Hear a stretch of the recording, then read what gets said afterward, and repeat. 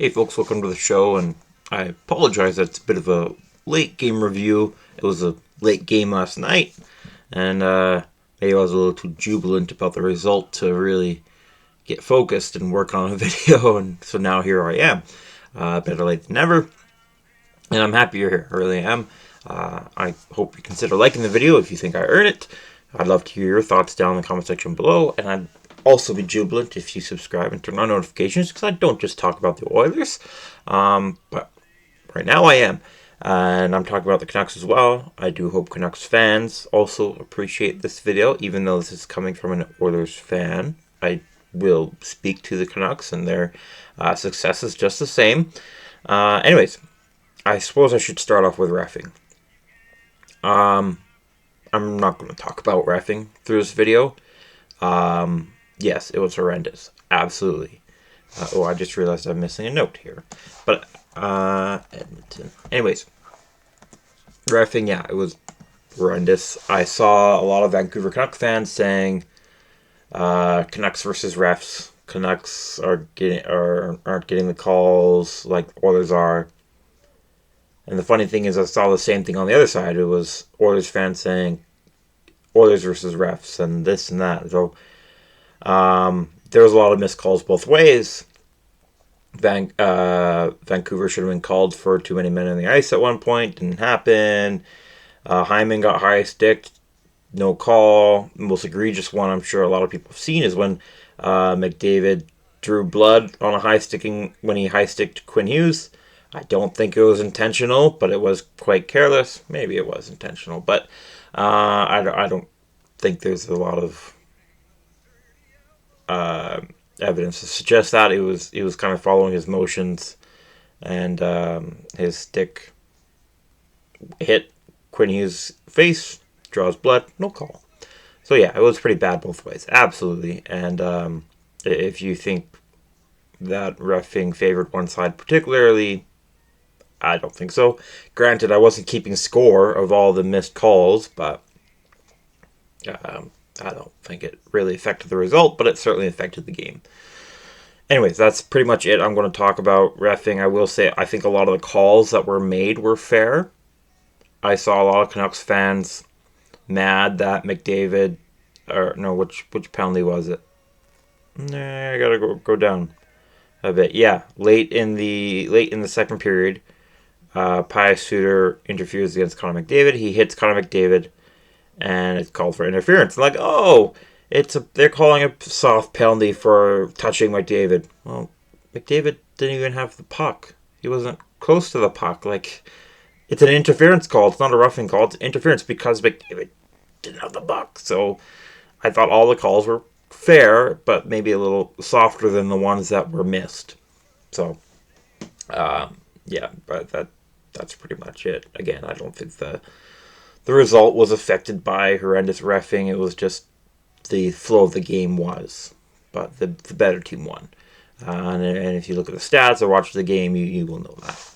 Anyways, first period, Vancouver Canucks once again take an early penalty. Oh no, sorry, it's the other way around. I read that wrong. The Oilers this time take an early penalty. This time coming 3 minutes and 53 seconds into the game when Ryan Nugent-Hopkins trips up Nikita Zadorov, who does have a really good game. I'm mentioning him that now because he did not end up being a 3-star for me, but he did have a really good game. And the Canucks, Elias Pettersson does something he hasn't done all playoffs, and that is do something important. He scores a goal, and he also does something that nobody else has done all playoffs, and that's score a power play goal against the Oilers.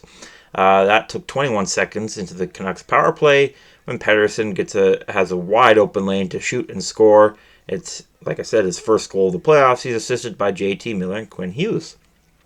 The Edmonton penalty kill didn't do that well.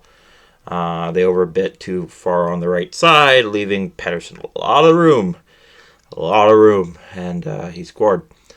Anyways, 5 minutes later, just over 5 minutes later, the Oilers get a power play opportunity of their own when Tyler Myers hooks Zach Hyman. And the Oilers also convert on that. Their lone shot on goal hit the back of the net. Leon Draisaitl scoring his 6th goal of the game. He's assisted by Connor McDavid and Ryan Nugent-Hopkins. Now, while we're talking about Draisaitl, yes, he is injured, and the Oilers loaded up the lines. Absolutely, they loaded, and by that I mean the top line was McDavid, Draisaitl, and Hyman. I don't like that so much. I'd rather Draisaitl has his own line so that we have increased depth and all that kind of stuff. The only time I like seeing McDavid and Draisaitl together is when we absolutely need a goal. But Draisaitl is playing with an injury, so I completely understood it. I just hope that at some point we get back to two great lines instead of one super line. But it worked out tonight. That line was as advertised. It was amazing. And they'll be mentioned more, not just for their power play success, but for even strength success. Before the period can end, the Canucks get a power play opportunity again and again via Ryan Nugent-Hopkins. 17.5 minutes into the first period, Nugent-Hopkins is called for holding Elias Pettersson, but that power play opportunity is killed. Period ends with a 1-1 tie. Shots slightly in favor of the Oilers, 7-5. Second period, there is some rough stuff between Hoglander and Ryan. 49 seconds into the period, Hoglander interferes with Ryan, and Ryan does a cup check. A little out of what's the word? Out of character for Ryan, but whatever. And it doesn't take long for there to be a goal. 4 seconds into that 4-on-4. You know, we're all talking about how the Oilers are really good 4-on-4, and they are, but 4 seconds in, the Canucks score. Brock Besser scoring his 5th goal of the year. He's assisted by Carson Soucy and Nikita Zadorov. The Oilers don't allow the 4-on-4 to end without them scoring themselves. It's Mattias Ekholm scoring his 2nd goal of the playoffs. He's assisted by the big two, McDavid and Draisaitl. Then for a big chunk of the period, 14 minutes. It takes 14 minutes for there to be another significant event. In between that time, there's lots of hitting, lots of shot attempts, but no goals or penalties until 14 minutes after there's a bunch of penalties that result in an Oilers power play. Pius Suter is penalized for delay of game. Carson Soucy goes off for roughing against Hyman, and Draisaitl goes off for roughing Pius Suter. But that power play opportunity becomes null pretty quickly when Hyman is called for holding the stick against Tyler Myers. It was a penalty. I kind of wanted to complain because Myers' stick was under Hyman for like a second. I think most refs will wait a couple seconds before calling it, but whatever. So neither team scores on either of those opportunities, and they're killed. And then a couple minutes after Vancouver's power play opportunity ends, Zadorov scores his 4th goal of the playoffs, and he's assisted by JT Miller.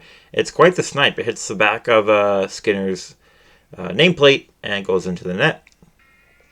It's one of those plays where it's more of a snipe than a failure on the goalie's part, but you also wish your goalie, especially when you're as tall as Skinner, doesn't leave that opportunity open for Zadorov. Zadorov has really come alive in a Canucks uniform, and he's done that snipe twice in the playoffs. I don't think he's ever done that before, but now he's done it twice as a Canuck, both in the playoffs. And I don't think he'll ever do it again if he leaves the Canucks. Whatever, it's something about the Canucks jersey and Zadorov, I guess. And not long after that goal, the Canucks have another power play opportunity. No, I wrote this wrong. It's another wrong note, and I don't even have the excuse. It's late at night to say it. It's the Oilers. Oilers have a power play opportunity. 14 seconds before the second period ends, when Pius Suter goes off for interfering with Connor McDavid. It's that call I mentioned earlier, which was a fair call. It wasn't because McDavid got hit. It was because Pius Suter hit McDavid when McDavid was well away from the puck. Anyways, the Oilers do not score in those 14 seconds. Second period ends with a 3-2 lead for the Canucks. Shots are 10-6. Canucks fans are very loud. They're chanting Skinner all game, which it's a complaint I had with the Oilers fans as well. It's where when you overuse it, it just becomes annoying to everyone else and not just like you're not affecting the goalie anymore. It's just kind of now they're used to it. So now we've managed to demean a taunt. So good job, Canucks fans, and the Oilers fans did it well. As well, we did that against Talbot, and Talbot had a pretty good game. He won the game. Skinner, well, he did win the game, but he didn't have a pretty good game, but he won the game. Third period, the Oilers have had enough. They decide, hey, we are the better team. We've always been the better team, except for that first game against the Canucks in the regular season, that first game, and the last game, game 1. And they decide to show it. The top line gets a ton of playing minutes, and you can't really blame the Oilers for that. The Oilers have a very dominant period. They outshoot the Canucks 15-2. The 2 shots Canucks had were both pretty good opportunities, which Skinner turned aside. So even though Skinner only had to make 2 saves in the third period, they were both good saves. I mean, every save is a good save, but both notable saves, I mean. And one of those shots from the Oilers does go in. Connor McDavid, he gets a breakaway after there's a miscommunication and a collision between the 2 Canucks defensemen.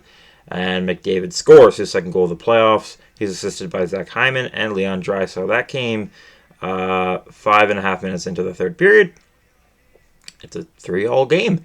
And the Oilers really are hammering the Canucks. Sheeloffs has a pretty good period. The Canucks are blocking as much as they can. There was a couple times throughout this game where Sheeloffs should have allowed a goal, but the Canucks blocking bailed him out.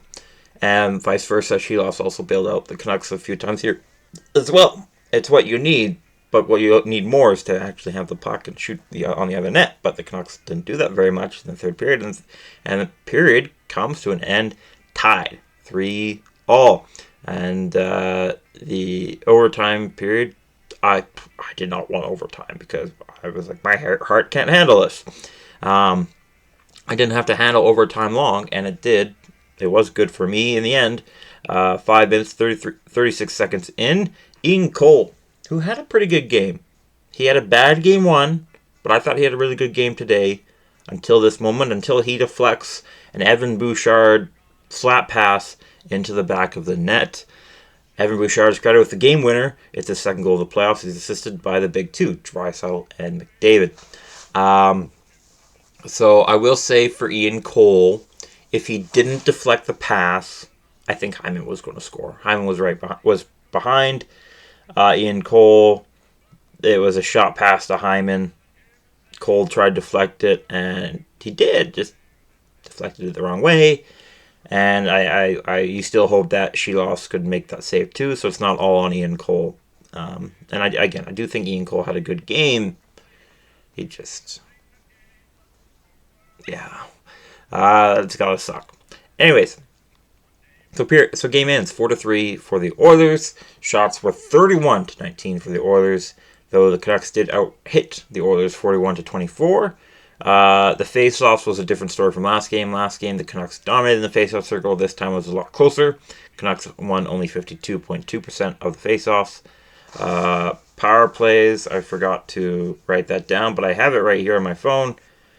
Oilers were 1 for 3. They had 4 shots during their power plays. Never allowed a shot. The Canucks were also 1 for 3. They only had 1 shot during those 3 power plays, but that 1 shot did go in. Skinner, not a great game for him. Well, neither goalie has been able to reach a 900 save percentage, but this time they reached the 800 save percentage mark, because last game neither of them did. Skinner was the weaker of the 2 goalies, admittedly, though he did get the win. That's what matters at the end. He saved 16 for 19. He looked good in the third period and overtime. Granted, he only had to make 4 saves in those last 25.5 minutes, but they were notable saves. But you need him to do better. I wouldn't say any of those 3 goals were like bad, but you need your goalie to step up. Sheeloffs, he had we'll call it a forgivable game. It wasn't bad, but none of the goals he allowed was bad. He was out of position here and there, but Canucks blocked for him, and he made some really important saves as well. He was certainly trying really hard, and I'm not going to insult the guy for what he went through in the net, especially in that third period. He had a really good third period. He saved overall 27 for 31. There is some history made as well for both the Canucks and the Oilers. Quinn Hughes, he became the third fastest defenseman in NHL history to 20 career playoff assists. He needed 25 games to reach it. Ahead of them are two fellow Americans. Gary Suter only needed 23 games. I say only needed, but it's still very impressive. And Adam Fox, 24 games. So he was right behind them there. Leon Draisaitl also becomes the third fewest in stat. He required the third fewest games in NHL history to 90 career playoff points. He needed 56 games to reach that. He's behind, guess who? Wayne Gretzky in 43 games and Mario Lemieux in 45. 3 stars are on my phone. I didn't have Canucks in the 3 stars, so my Oilers 3-star in the final game are the same, but shout out to Zadorov, who had a really good game. He had a goal, an assist, was physical, good defensively, but 3rd star was kind of a toss-up between Ekholm and this guy, but I decided to go with Evan Bouchard mainly for the game-winning goal. He had a hit, a takeaway, and 1 second shy of 30 minutes time on ice. And the second and the first star are pretty dang obvious. They both had 4 points during the game. You heard me say their name a lot. Draisaitl was the second star. He had a goal, 3 assists, 27 minutes and 5 seconds on ice. And Connor McDavid was the first star. He had the game-tying goal, 3 assists, 3 hits, 28 minutes and 12 seconds of time on ice. Really fantastic game for those two. And that top line, like I said, I hope we can return to a point where Draisaitl is on the second line, because the depth was not showing up today until overtime. Canucks have, I don't know how much of it is Canucks stifling our depth or our depth just not doing good, but the Canucks were able to save their best defensive defenseman for the top line because our bottom line wasn't doing very much. And it obviously slowed down our game, and it's a shame because the Oilers' depth have had a much better year this year, and we're looking really hot coming into the playoffs, and had some good games against the Kings, and now they just haven't been worth mentioning in the last 2 games.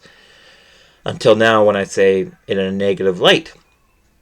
And having McDavid and Draisaitl on the top line certainly affects that, because now you got less guys for the bottom 6, because now some of those playmakers are up in line 2, and line 2 of I believe it was Hopkins, Henrique, and I think Kane wasn't great. So we'll see what changes are made. But one change that was made was for overtime. This is where depth just gets a positive note. It was the best shift by a Oilers depth line when McLeod, Janmark, and Holloway are thrown together for overtime. They have a really good shift in overtime, getting a few shots on goal, keeping the Canucks in their own zone. And guess what? The shift right after that, Bouchard scores. So, depth is obviously very important. The Oilers were able to win this game without it, but I expect the depth to step up, because they are good. They are good. They had a good year. They ended really hot and had some good games against the Kings. They should do the same against the Canucks. And I think once the depth is putting more pressure on the Canucks, I think Oilers will take the series. But until then, the series is tied at 1. Next game is Sunday night. That is in Edmonton. The Canucks fans have been very, very loud for their team, and the Oilers fans will do the same. I hope to see you in that video and all the other videos. So once again, I hope and remind you to consider liking the video if you think I earned it, commenting your thoughts down below, and subscribing and turning on notifications for more. Like I said, I hope I will see you in those other ones. Bye-bye for now.